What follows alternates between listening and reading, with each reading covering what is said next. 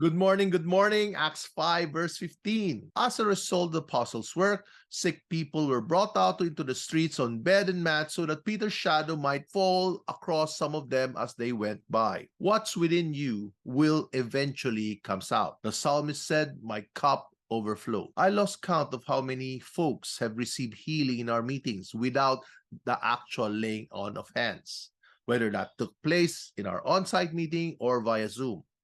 I have also lost count of the number of times attendees in our session were filled with the Holy Spirit without anyone laying hands on them.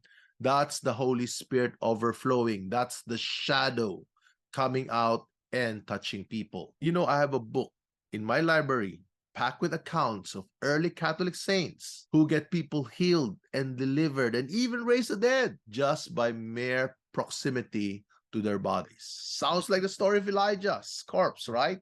You remember a dead body was dumped into Elijah's grave, and when it touched Elijah's body, it came to life. Let me read to you an amazing account about the death of Catherine Kuhlman. Catherine Kuhlman was a woman who spent many hours in God's presence. 15 minutes after she passed away, the brand new nurse, her first day on the job, who was an unbeliever, went to take her pulse. Catherine Kuhlman wasn't cold.